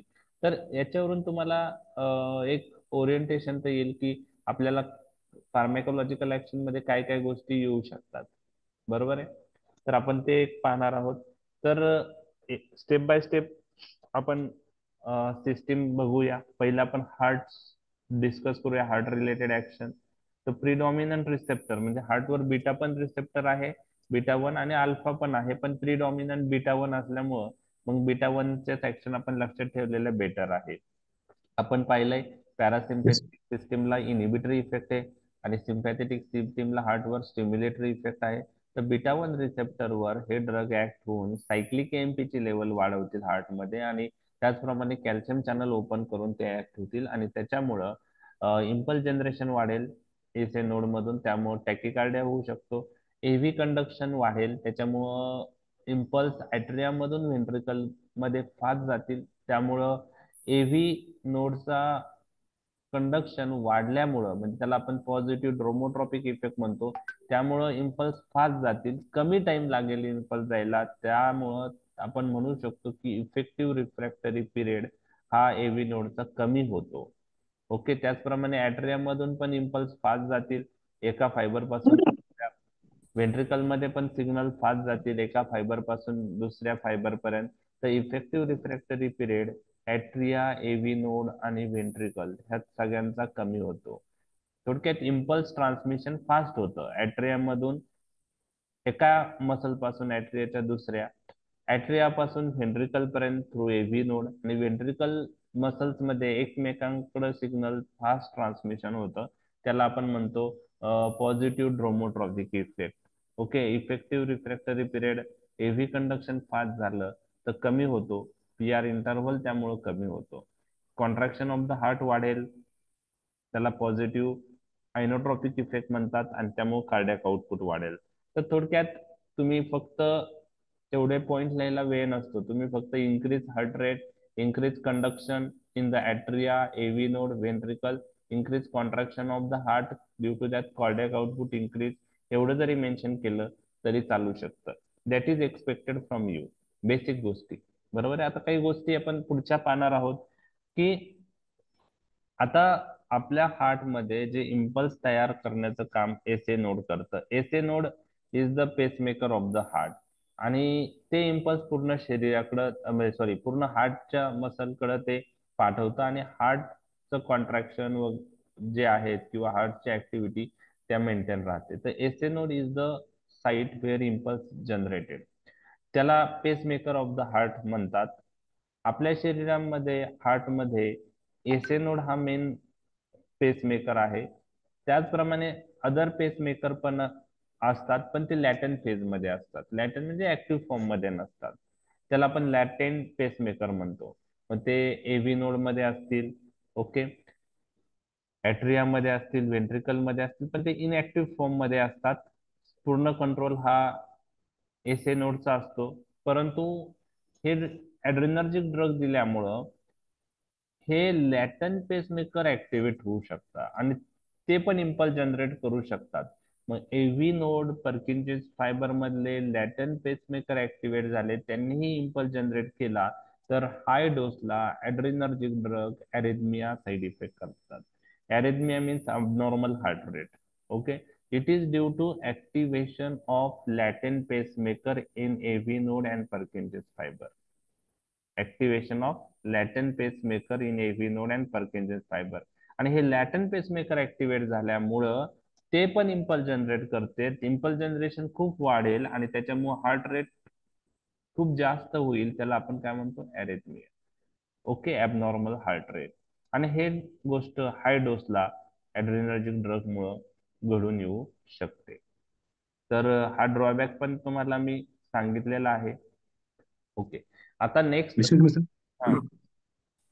पीपीटी झूम झाली आहे, एनलार्ज झालेत काय लेटर्स.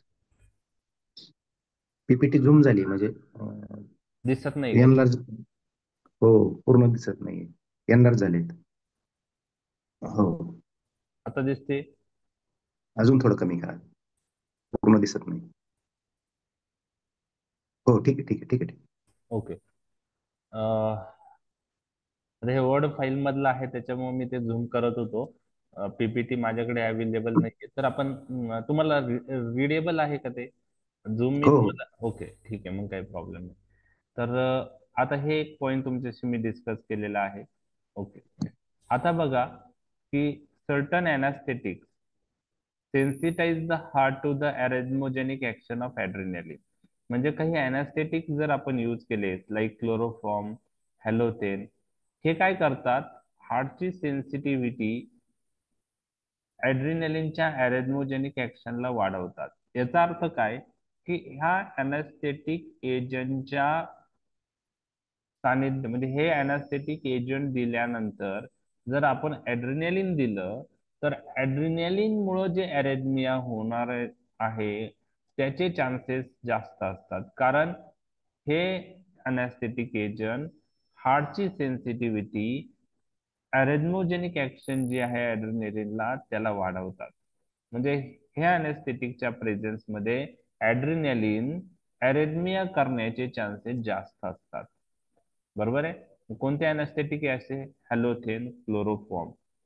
ओके, हे जनरल अनेस्थेटिक एजंट आहे, भूल देण्यासाठी आपण वापरतो.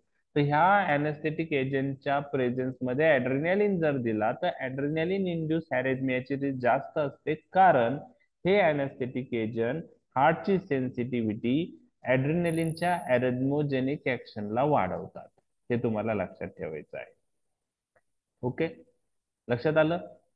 नाही लक्षात राहिलं इट्स ओके. फक्त एक लक्षात ठेवा की जनरल अॅनास्थेटिक एजंट काही यूज केले आपण आणि त्याबरोबर ऍड्रेनालिन यूज केला तर ऍड्रेनालिन मुळे अरेथमियाचे चान्सेस जे असतात ते वाढतात, कारण हार्टची सेन्सिटिव्हिटी ऍड्रेनालिनला वाढते ह्या अॅनास्थेटिक एजंट मुळे. हे तुम्हाला लक्षात ठेवायचे आहे. लक्षात आलं? हो.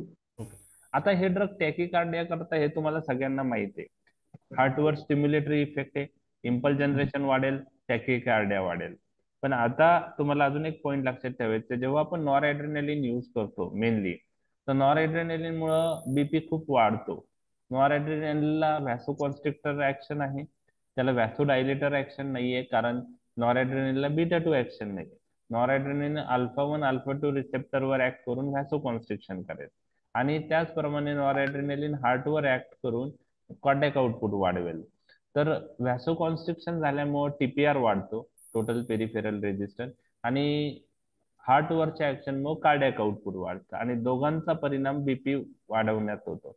त्यामुळं नॉरएड्रेनालिन बीपी जेव्हा वाढतो त्यावेळेस सिग्नल्स ब्रेनकडे जातात, बॅरोज रिसेप्टर ऍक्टिव्हेट होतात, आणि तिथून सिग्नल ब्रेन कडून हार्टकडे येतात पॅरासिम्पॅथेटिक सिस्टीम थ्रू.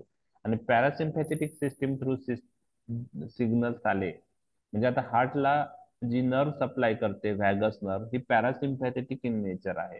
त्या व्हॅगस नर्व थ्रू तिथं ऍसिटिल कोलिन रिलीज करतं, आणि त्यामुळं रिफ्लेक्स ब्रॅडिकार्डिया होतं. रिफ्लेक्स ब्रॅडिकार्डिया. ज्या वेळेस बीपी वाढतं त्यावेळेस रिफ्लेक्स ब्रॅडिकार्डियाचे चान्सेस असतात. ज्यावेळेस बीपी कमी होतो, काही ड्रग्ज आहेत समजा जीटीएन आपण यूज केला, ओके, ग्लिसरॉल ट्रायनायट्रेट, ते व्हॅसोडायलेटेशन करतं. व्हॅसोडायलेटेशन झाल्यामुळं बीपी कमी होऊ शकतो, आणि बीपी कमी झाला की ब्रेनकडे सिग्नल जातात आणि त्यावेळेस सिम्पॅथेटिक सिस्टीम ऍक्टिव्हेट होते आणि रिफ्लेक्स टॅकिकार्डिया होतं. म्हणजे हे दोन्ही गोष्टी तुम्हाला लक्षात ठेवायच्या आहे. एखाद्या ड्रगने जर बीपी खूप वाढवला, ओके, तर रिफ्लेक्स ब्रॅडिकार्डियामध्ये पेशंट जाऊ शकतो. आणि एखाद्या ड्रग मुळे बीपी खूप कमी होत असेल, ओके, तर रिफ्लेक्स काय होतं? टॅकिकार्डिया. ओके, मेनली व्हॅसोडायलेटेशन होऊन बीपी कमी झाला तर सिग्नल ब्रेनकडे जातात आणि मग रिफ्लेक्स टॅकिकार्डिया होतं. म्हणजे बीपी वाढला जास्त तर रिफ्लेक्स ब्रॅडिकार्डिया होऊ शकतो, बीपी कमी झाला तर रिफ्लेक्स काय होतं?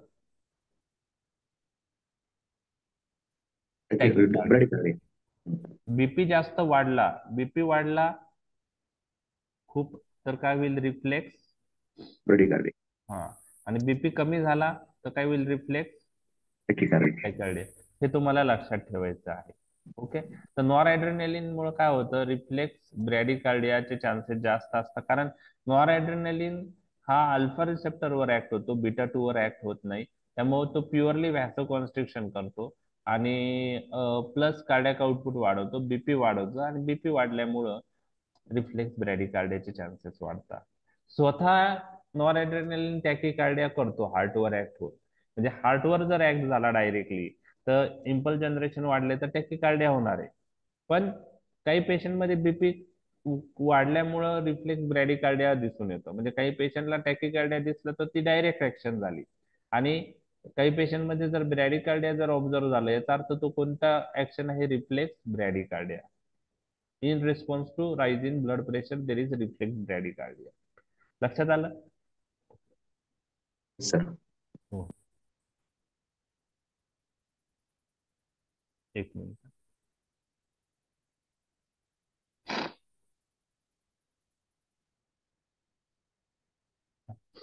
आता ब्लड व्हेसलची ऍक्शन काल आपण सांगितली होती, बरोबर आहे?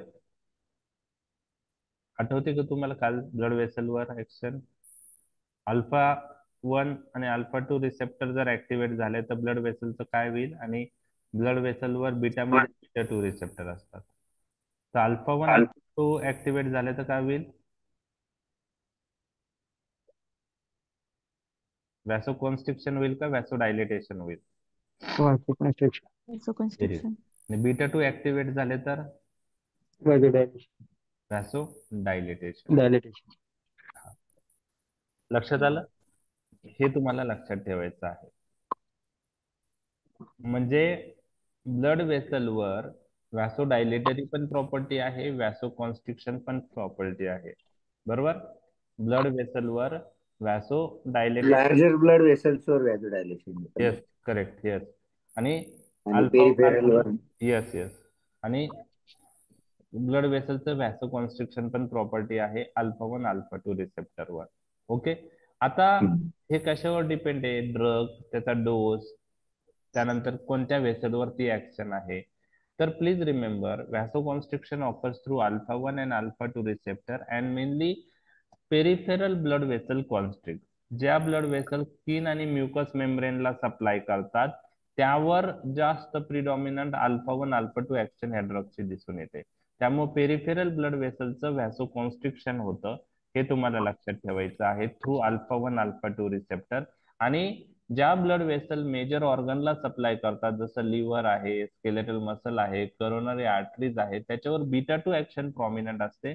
त्यामुळं ऍड्रिनर्जिक ड्रग बीटा 2 रिसेप्टरवर इथं ऍक्ट होऊन व्हॅसोडायलेटेशन करतात.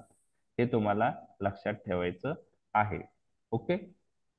हे तुम्हाला लक्षात ठेवायचं आहे. ओके. आता नॉरएड्रेनालिन जर आपण यूज केला तर फक्त व्हॅसोकॉन्स्ट्रिक्शन होणार आहे, व्हॅसोडायलेटेशन होणार नाही. का नाही होणार? कारण त्याला बीटा 2 ऍक्शन नाही त्याला. लक्षात आलं? ऍड्रेनालिन जर यूज केला तर व्हॅसोकॉन्स्ट्रिक्शन पण होणार आहे आणि व्हॅसोडायलेटेशन पण होणार आहे, बरोबर आहे? ओके. आणि ज्या ड्रगला फक्त अल्फा ऍक्शन असते असे ड्रग फक्त व्हॅसोकॉन्स्ट्रिक्शन करणार आहे. ज्यांना दोन्ही आहे ते व्हॅसोकॉन्स्ट्रिक्शन व्हॅसोडायलेटेशन दोन्ही करू शकतात. ओके. हे झाले ब्लड व्हेसल वरची ऍक्शन. तर पेरिफेरल ब्लड व्हेसल ऍड्रेनर्जिक सिस्टीमने त्यांचं व्हॅसोकॉन्स्ट्रिक्शन होतं, जे स्किन आणि म्युकस मेम्ब्रेनला सप्लाय करतात थ्रू अल्फा रिसेप्टर. आणि लार्जर ब्लड व्हेसल डायलेटेशन होतं थ्रू बीटा 2 ऍक्शन, म्हणजे blood vessel supplying to skeletal muscle, blood vessel supplying to liver, blood vessel supplying to heart, coronary blood vessel, त्याचं vasodilatation होतं, पण ते beta 2 mediated असतं, हे लक्षात घ्या. ओके. बीटा ब्लॉकरने काय होईल मग? Non selective beta blocker,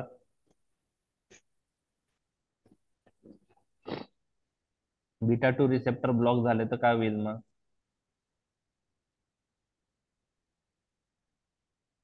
beta 2 receptor block झाले तर काय होईल?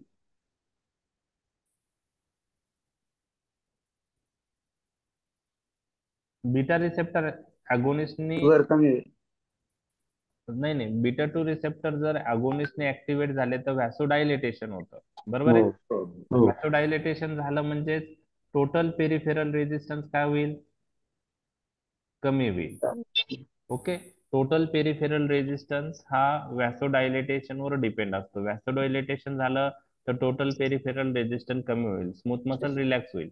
व्हॅसो कॉन्स्ट्रिक्शन झालं तर टोटल पेरिफेरल रेजिस्टन्स काय होतो, वाढतो. आता बीटा ब्लॉकर्स जर यूज केले, नॉन सिलेक्टिव्ह बीटा ब्लॉकर, त्यांनी बीटा टू रिसेप्टर जर ब्लॉक केले तर हा डायलेटरी इफेक्ट होईल का, नाही. नाही आणि त्यामुळे व्हॅसो कॉन्स्ट्रिक्शन होऊन टीपीआर काय होईल, वाढेल. वाढेल. तर खूप वेळेस काय होतं, खूप जणांना विचारलं की बीटा ब्लॉकर ब्लड प्रेशर कसे कमी करतात, तर खूप जण सांगतात व्हॅसोडायलेटेशन इफेक्ट, व्हॅसोडायलेटेशन इफेक्ट. पण बीटा ब्लॉकर ऍक्च्युली व्हॅसो काय करताय, कॉन्स्ट्रिक्शन करताय. म्हणजे ब्लड प्रेशर ते कोणत्या मेकॅनिझमने कमी करतात ते आपण नंतर पाहणार आहे, पण व्हॅसोडायलेटरी इफेक्ट नाही ब्लड बीटा प्रोपॅनॉलॉल. ब्लॉकर.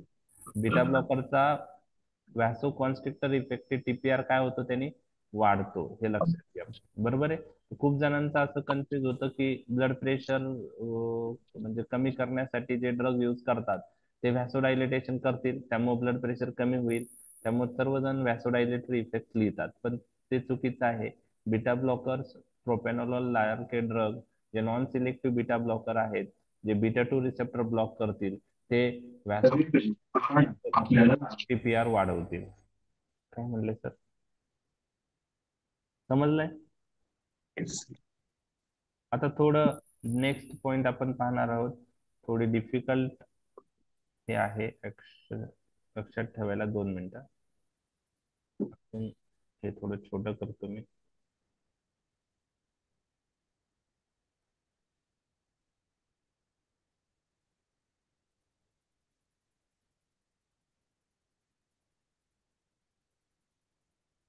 आता ब्लड व्हेसल झालं, आता ब्लड प्रेशरवर काय ऍक्शन आहे ते आपण पाहणार आहोत.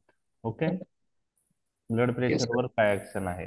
तर आता इथं तुम्हाला 2 गोष्टी पाहिजे आहे, systolic blood pressure, diastolic blood pressure, mean blood pressure, आणि हार्ट रेटवर काय रिफ्लेक्स ऍक्शन होती. थोडं म्हणजे अंडरस्टँडिंग पॉइंट ऑफ व्ह्यू लक्षात ठेव, म्हणजे थोडं समजायला डिफिकल्ट आहे आणि लक्षात ठेवायला थोडं डिफिकल्ट जातं. आता याच्यात ब्लड प्रेशर मध्ये तुम्ही हार्ट रेट रिलेटेड पण इफेक्ट पण त्याच याच्यात पाहत आहोत. तर आता आपल्याला काय करायचं आहे की ब्लड प्रेशर मध्ये सिस्टोलिक ब्लड प्रेशरवर काय ऍक्शन आहे, डायस्टोलिक ब्लड प्रेशरवर काय ऍक्शन आहे, आणि मीन ब्लड प्रेशर जे आहे, ओके, मीन ब्लड प्रेशरवर काय ऍक्शन आहे, ओके, ते पाहायचं आहे. ओके, तर आता यामध्ये मीन ब्लड प्रेशर जनरली सिस्टोलिक आणि डायस्टोलिक ब्लड प्रेशर वरून तो कॅल्क्युलेट केला जातो. त्याचा फॉर्म्युला आहे, त्यात मी काही डिटेल जाणार नाही. Systolic plus 2 diastolic divided by 3. तर यामध्ये आपण आता कोणकोणत्या ऍक्शन्स आहेत ते पाहणार आहोत. तर एक लक्षात ठेवा, systolic blood pressure is mainly depends on cardiac output. Diastolic blood pressure mainly depends on total peripheral resistance. आपण पाहिलेलं आहे, blood pressure is the product of cardiac output multiply by total peripheral resistance. Blood pressure हा 2 गोष्टींचा product आहे, cardiac output multiply by total peripheral resistance. थोडक्यात blood pressure 2 गोष्टीवर depend आहे, cardiac output आणि टोटल पेरिफेरल रेजिस्टन्स. त्यातल्या त्यात आता आपण सिस्टोलिक आणि डायस्टोलिक ब्लड प्रेशरचा जर विचार केला तर सिस्टोलिक ब्लड प्रेशर हा मुख्यतः कार्डियक आउटपुट वर डिपेंड आहे, आणि डायस्टोलिक ब्लड प्रेशर हा कशावर डिपेंड आहे, टीपीआर. टीपीआर म्हणजे टोटल पेरिफेरल रेजिस्टन्स. आता मला 3 ड्रग तुमच्याशी कम्पेअर करायचे आहेत, नॉर ऍड्रेनालिन, ऍड्रेनालिन आणि आयसोप्रेनालिन. नॉर ऍड्रेनालिन विषयी काय आहे, it acts on alpha 1 receptor, alpha 2 receptor, beta 1 receptor आणि beta 3 receptor. It has no beta 2 action. तर कार्डियक आउटपुट काय करेल, नॉर वाढवेल. नॉर ऍड्रेनालिन कार्डियक आउटपुट वाढवेल, कसं वाढवेल? By acting on the heart through beta 1 receptor, त्यामुळे कार्डियक आउटपुट इन्क्रीज. आता डायस्टोलिक ब्लड प्रेशर टीपीआर वर डिपेंड आहे. ओके, तर नॉर ऍड्रेनालिन अल्फा 1 अल्फा 2 वर ऍक्ट होतो, पण बीटा 2 रिसेप्टर वर ऍक्ट होत नाही. मग नॉर ऍड्रेनालिन व्हॅसो कॉन्स्ट्रिक्शन करेल का व्हॅसो डायलेटेशन करेल का दोन्ही करेल? फक्त व्हॅसो कॉन्स्ट्रिक्शन करेल, अल्फा मेडिएटेड ऍक्शन आहे. म्हणजे डायस्टोलिक ब्लड प्रेशर काय होईल त्यांनी? वाढेल. वाढेल. डायस्टोलिक ब्लड प्रेशर पण होईल, वाढेल. म्हणजे सिस्टोलिक पण वाढेल, डायस्टोलिक पण वाढेल, आणि त्याच्यामुळे मीन ब्लड प्रेशर पण वाढेल. मीन ब्लड प्रेशर म्हणजे मी तुम्हाला सांगितलं की त्याचा जो फॉर्म्युला आहे त्याच्यावरून कॅल्क्युलेट होतो, systolic plus 2 into diastolic divided by 3. तर सिस्टोलिक पण वाढतोय, डायस्टोलिक पण वाढतोय, तर मीन ब्लड प्रेशर पण नॉरएड्रेनालिननी वाढणार आहे. लक्षात आलं? ओके. आता हार्ट रेटवर काय इफेक्ट होतो हे मी तुमच्याशी डिस्कस केलंय. डायरेक्ट ऍक्शननी काय होतंय? हार्ट रेट नॉरएड्रेनालिन दिला, हार्टवर इम्पल्स जनरेशन वाढलं, तर हार्ट रेट काय होणार आहे? वाढणार आहे. पण त्याचबरोबर एक मिनिट, संजय सर तुमचा मायक्रोफोन म्यूट ठेवा. ओके. डायरेक्ट ऍक्शननी हार्ट रेट वाढणार आहे, बरोबर, नॉरएड्रेनालिन मुळे. आता जी रिफ्लेक्स ऍक्शन आहे, बीपी सिस्टोलिक वाढलाय, डायस्टोलिक वाढलाय, मीन ब्लड प्रेशर वाढलाय, आणि मेनली डायस्टोलिक ब्लड प्रेशर जर वाढलं, टीपीआर जर वाढलं, तर ब्रेनकडे सिग्नल जातात आणि तिथं पॅरासिम्पॅथेटिक सिस्टीम ऍक्टिव्हेट ब्रेन कडून होते, वॅगस नर्व, आणि हार्टवर ऍसिटिल कोलिन रिलीज होतं, आणि त्याच्यामुळं ऍसिटिल कोलिनचा इनहिबिटरी इफेक्ट आहे, त्यामुळे हार्ट रेट कमी होतो. त्याला रिफ्लेक्स ब्रॅडिकार्डिया म्हणतात. मी तुम्हाला सांगितलंय ब्लड प्रेशर वाढलं तर रिफ्लेक्स काय होतं? ब्रॅडिकार्डिया. आणि हे मेनली डायस्टोलिक ब्लड प्रेशरशी रिलेटेड आहे, बरोबर आहे. यामध्ये रिफ्लेक्स ऍक्शन प्रॉमिनंट आहे, त्यामुळे नॉर ऍड्रेनालिनचा नेट इफेक्ट काय आहे? रिफ्लेक्स ब्रॅडिकार्डिया. तुम्हाला लक्षात आलं नॉर ऍड्रेनालिन मुळे ब्रॅडिकार्डिया का होतो? नॉर ऍड्रेनालिननी डायरेक्ट ऍक्शननी टॅकिकार्डिया होणार आहे. टॅकिकार्डिया डायरेक्ट ऍक्शननी होतो, परंतु सिस्टोलिक डायस्टोलिक ब्लड प्रेशर वाढला, कार्डियक आउटपुट वाढलं, टीपीआर वाढला, तर मीन ब्लड प्रेशर वाढतो, आणि टीपीआर वाढल्यामुळं सिग्नल्स ब्रेनकडे जातात आणि पॅरासिम्पॅथेटिक सिस्टीम ऍक्टिव्हेट होते, आणि ते ऍसिटिल कोलिन हार्टच्या तिथे रिलीज करतं, आणि ते ऍसिटिल कोलिन हार्ट रेट कमी करतं, त्याला रिफ्लेक्स ऍक्शन म्हणतात. त्यामुळं हार्ट रेट कमी होतो. आणि ह्या दोघांमध्ये नॉरएड्रेनालिन मध्ये ही रिफ्लेक्स ऍक्शन जास्त प्रॉमिनंट होते हार्ट रेट रिलेटेड, म्हणून रिफ्लेक्स ब्रॅडिकार्डिया इफेक्ट. लक्षात आलं तुमच्या? Yes sir. ओके. आता नॉर ऍड्रेनालिनचं बघूया. ऍड्रेनालिन बघा, अल्फा 1 अल्फा 2 बीटा 1 बीटा 2 आणि बीटा 3 रिसेप्टरवर ऍक्ट होतो, बरोबर. बीटा 1 वर ऍक्ट झाल्यामुळं काय होईल? कार्डियक आउटपुट वाढेल आणि सिस्टोलिक ब्लड प्रेशर ऍड्रेनालिनने वाढेल. लक्षात आलं? सिस्टोलिक ब्लड प्रेशर ऍड्रेनालिनने वाढेल. डायस्टोलिक ब्लड प्रेशरवर काय ऍक्शन होईल? जर अल्फा रिसेप्टरवर प्रॉमिनंट ऍक्शन, अल्फा रिसेप्टरवर ऍक्शन असेल तर काय होईल? अल्फा रिसेप्टरवर ऍक्शन झाली तर काय होईल? व्हॅसोडायलेटेशन होईल का व्हॅसो कॉन्स्ट्रिक्शन? व्हॅसो कॉन्स्ट्रिक्शन. आणि त्याच्यामुळे टीपीआर वाढू शकतो, डायस्टोलिक ब्लड प्रेशर वाढू शकतो. परंतु जर बीटा रिसेप्टरवर ऍक्शन प्रॉमिनंट झाली बीटा 2 वर ब्लड वेसलवर, तर काय होईल? व्हॅसो डायलेटेशन. मग टीपीआर काय होईल तिथं?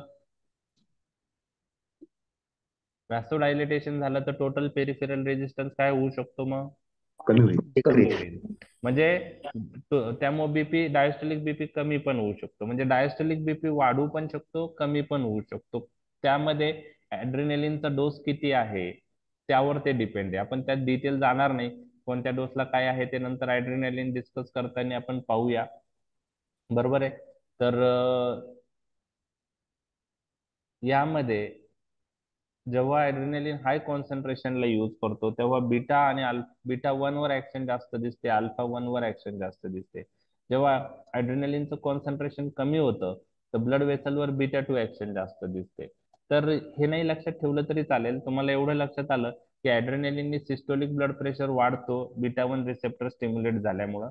Diastolic blood pressure alpha receptor through TPR वाढू शकतो, परंतु बीटा टू रिसेप्टरवर जर ऍक्शन झाली तर व्हॅसोडायलिटेशन होऊन टीपीआर कमी होऊन डायस्टोलिक ब्लड प्रेशर कमी पण होऊ शकतो. त्यामुळे इन्क्रीज किंवा डिक्रीज असं मी इथं मेन्शन केलेलं आहे. तर हे इन्क्रीज किंवा डिक्रीज तुमच्या लक्षात आलं का ऍड्रेनालिन मुळे का आहे? लक्षात आलंय ऍड्रेनालिन मुळे डायस्टोलिक बीपी इन्क्रीज किंवा डिक्रीज का होतं ते लक्षात आलं? हो सर. अल्फा मुळे होतं येस सर. आणि डिक्रीज बीटा टू मुळे होतो. त्या टू. ओके. आता मीन ब्लड प्रेशर जो आहे त्याचा फॉर्म्युला आहे systolic plus 2 into diastolic divided by 3. मग सिस्टोलिक आणि डायस्टोलिक मध्ये सिस्टोलिक वाढलेला असतो, डायस्टोलिक वाढू किंवा कमी होऊ शकतो, परंतु जर त्यांचं सिस्टोलिक वाढलेला असल्यामुळं सिस्टोलिक आणि डायस्टोलिकचं जर ऍडिशन केली तर त्याचा मीन जो आहे तो वाढतो आणि त्यामुळे ऍड्रेनालिन मीन ब्लड प्रेशर हा वाढलेलाच असतो. तर ही तिसरी ऍक्शन मीन ब्लड प्रेशर रिलेटेड आपण पाहिली. Heart related action direct action noradrenaline सारखीच आहे, हार्ट रेट वाढणार आहे इम्पल्स जनरेशन वाढलं तर. आता ब्लड प्रेशर जो डायस्टोलिक ब्लड प्रेशर आहे तो इन्क्रीज किंवा डिक्रीज होऊ शकतो. जर इन्क्रीज झाला डायस्टोलिक ब्लड प्रेशर तर रिफ्लेक्स ब्रॅडिकार्डिया होतं. डायस्टोलिक ब्लड प्रेशर डिक्रीज झाला तर रिफ्लेक्स टॅकिकार्डिया होतं. थोडक्यात व्हॅसोकॉन्स्ट्रिक्शन झालं तर रिफ्लेक्स ब्रॅडिकार्डिया होतं, व्हॅसोडायलेटेशन झालं तर रिफ्लेक्स टॅकिकार्डिया होतं. आता ऍड्रेनालिन हे दोन्ही करत असल्यामुळं overall net effect reflex action वर नील आहे आणि त्याच्यामुळं ओव्हरऑल हार्ट रेट वरचा इफेक्ट हा इन्क्रीज आहे. म्हणजे थोडक्यात काय, नॉरएड्रेनालिनचा नेट इफेक्ट हार्ट रेटवर काय आहे? नॉरएड्रेनालिनचा नेट इफेक्ट हार्टवर काय आहे? रिफ्लेक्स ब्रॅडिकार्डिया. आणि ऍड्रेनालिनचा नेट इफेक्ट काय आहे हार्टवर, हार्ट रेटवर? टॅकिकार्डिया. तर हे तुम्हाला लक्षात ठेवायचं आहे. हे खूप डिटेलमध्ये आपण पाहतोय, इतकं डिटेलमध्ये एक्झाम मध्ये लिहायचं नाहीये. तुम्ही ब्लड प्रेशर फक्त noradrenaline increase systolic diastolic blood pressure, adrenaline increase systolic, adrenaline decrease और इन्क्रीज डायस्टोलिक असं लिहिलं मोर दॅन सफिशियंट आहे. हा चार्ट काढला पाहिजे असं काही नाही, हे फक्त आपल्या कन्सेप्ट साठी आहे. आता आयसोप्रिनेलिनला कोणकोणत्या ऍक्शन आहे तुम्ही मला सांगा. आयसोप्रिनेलिनला कोणकोणत्या रिसेप्टरवर ऍक्ट होतो आयसोप्रिनेलिन? बीटा. ओके. यापैकी कोणत्या रिसेप्टरवर ऍक्ट होणार नाही आयसोप्रिनेलिन?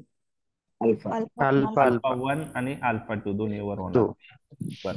बीटावर ऍक्ट होऊन बीटा 1 वर ऍक्ट होऊन कार्डियाक आउटपुट काय होईल? वाढेल. त्याच्यामुळे सिस्टोलिक ब्लड प्रेशर काय होईल? वाढेल. सिस्टोलिक ब्लड प्रेशर वाढेल. बघा इन्क्रीज लिहिलंय. आता ब्लड वेसलवर व्हॅसो डायलेटेशन प्रॉपर्टी असेल का व्हॅसो कॉन्स्ट्रिक्शन?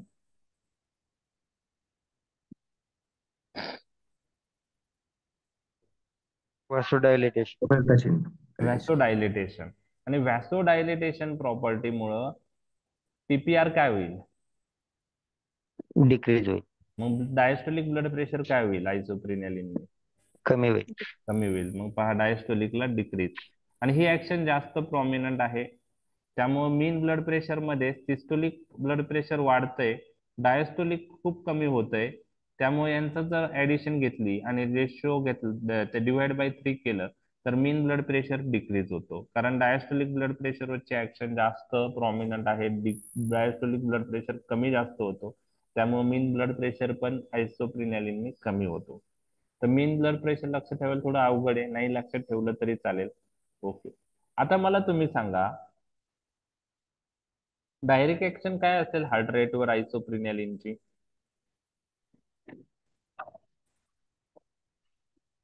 हार्ट रेट काय होईल आयसोप्रिनेलिनने? बीटा 1 ऍक्शन हार्टवर आहे, नॉरएड्रेनालिनला आहे, ऍड्रेनालिनला पण आहे, आयसोप्रिनेलिनला आहे. तर तिन्ही ड्रग डायरेक्ट ऍक्शननी काय करतील? हार्ट रेट काय करतील?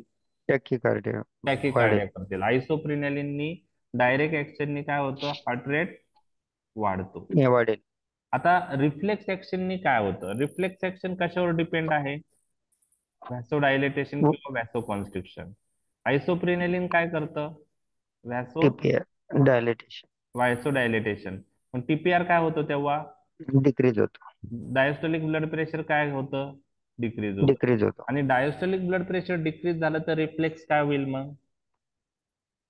टॅकीकार्डिया. रिफ्लेक्स टॅकीकार्डिया. हे पहा, रिफ्लेक्स टॅकीकार्डिया मध्ये पण इन्क्रीज आहे. पण डायरेक्ट ऍक्शननी पण इन्क्रीज आहे आणि रिफ्लेक्स टॅकीकार्डियानी पण Increase. रिफ्लेक्स टॅकीकार्डियामुळे पण इन्क्रीज आहे. मग नेट इफेक्ट काय येईल? इन्क्रीज. वाढेलच. वाढेल. तर नेट इफेक्ट इन्क्रीज आहे. थोडक्यात ह्या 3 ड्रग पैकी ब्रॅडीकार्डिया कोणामुळे होतं याचा आन्सर काय येईल? नॉरएड्रेनालिन. नॉरएड्रेनालिन. आणि तुम्हाला कोणी विचारलं की नॉरएड्रेनालिन तो heart rate stimulate, heart rate वाढवतो, मग ब्रॅडीकार्डिया का होतं नॉरएड्रेनालिनने? त्याचा आन्सर काय आहे? डायरेक्ट ऍक्शन तर हार्ट रेट इन्क्रीज आहे ना, हो. मग ब्रॅडीकार्डिया का होतं? रिफ्लेक्स. Reflex action. ओके, ते लक्षात ठेवायचं. नॉरएड्रेनालिन व्हॅसोकॉन्स्ट्रिक्शन करतं, टीपीआर वाढवतं, त्यामुळं ब्रेनकडे सिग्नल जातात आणि ब्रेन पॅरासिम्पॅथेटिक सिस्टीम ऍक्टिव्हेट करतो. ऍसिटिलकोलिन हार्टकडे रिलीज होतं आणि हार्ट रेट कमी होतं. थोडक्यात तुम्हाला एक वाक्य सांगायचं, रिफ्लेक्स ऍक्शन मुळे. तुम्ही रिफ्लेक्स वर्ड वापरला तरी मोर दॅन सफिशियंट आहे. ठीक आहे, आपण हे MCQ point of view discuss केलं. रेस्पिरेशनचा इफेक्ट होऊ आणि आपण थांबूया. आता 9 वाजत आले. रेस्पिरेशन वर काय ऍक्शन आहे तुम्हाला सर्वांनाच माहिती आहे, ब्रॉन्को डायलेटेशन. ओके, bronchodilatation, beta 2 agonistic action. मग त्यामध्ये ऍड्रिनॅलिन, आयसोप्रिनलिन आणि नॉर ऍड्रिनॅलिन पैकी कोणता ड्रग ब्रॉन्को डायलेटेशन करणार नाही? ऍड्रिनॅलिन, नॉर ऍड्रिनॅलिन आणि आयसोप्रिनलिन पैकी कोणता ड्रग ब्रॉन्को डायलेटेशन करणार नाही? नॉरएड्रेनालिन. व्हेरी गुड, नॉर ऍड्रिनॅलिन करणार नाही, ते तुम्हाला लक्षात ठेवायचं आहे. आणि कसं ब्रॉन्को डायलेटेशन होतं? Beta 2 receptor present on the ब्रॉन्काय. Beta 2 receptor present on the smooth muscles of the bronchi. Beta 2 receptors are activated by adrenaline, isoprenaline, and other beta 2 agonistic drug. There is increased adenylyl cyclase, which increases cyclic AMP. Cyclic AMP is responsible for smooth muscle relaxation and it results in bronchodilation. आणि acute attack of asthma साठी हे drug of choice आहे. acute attack of asthma, salbutamol, terbutaline, सब adrenergic drug of choice आहे. Anticholinergic drug पण ब्रॉन्कोडायलेटेशन करतात, ipratropium bromide, tiotropium bromide, पण आपण ते अॅक्यूट अटॅक मध्ये प्रेफर करत नाही कारण त्यांना स्लो ऑनसेट ऑफ ऍक्शन आहे. बीटा 2 अगोनिस्टिक ड्रग हे सिम्पॅथोमायमेटिक ड्रग म्हणतो आपण त्याला, ऍड्रिनर्जिक ड्रग, त्यांचे ऑनसेट ऑफ ऍक्शन फास्ट आहे. त्याच्यामुळं अस्थमामध्ये ह्या 2 ग्रुप पैकी आपण सिम्पॅथोमायमेटिक ड्रग यूज करतो, हे तुम्हाला लक्षात ठेवायचं आहे. ओके, नेक्स्ट पॉइंट जो आहे रेस्पिरेशन मध्ये, ऍड्रिनॅलिनच्या टॉक्सिक डोसेस मध्ये आपण जर यूज केला ऍड्रिनॅलिन तर पल्मोनरी इडिमा होऊ शकतो. त्याचं रिझन आहे shifting of the blood from systemic to pulmonary circulation. तर त्यामध्ये आपण डिटेल जाणार नाही, नाही लक्षात ठेवलं तरी चालू शकतं. ऍड्रिनॅलिन जास्त डोस मध्ये जर दिला तर पेरिफेरल सर्क्युलेशन जे आहे, सिस्टेमिक सर्क्युलेशन जे आहे आपलं, तिथून ब्लड पल्मोनरी सर्क्युलेशन मध्ये शिफ्ट होतं आणि त्याच्यामुळं पल्मोनरी इडिमा होऊ शकतो. तर ऍड्रेनालिन टॉक्सिक डोस मध्ये पल्मोनरी इडिमा करतो due to shifting of blood from systemic circulation into pulmonary circulation. Okay, तर हे झालं respiration related. Okay,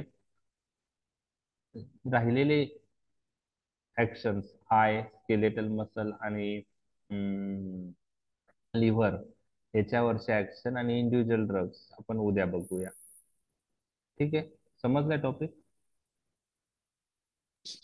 Yes, sir. Sir, thank you. Thank you, sir. Thank you.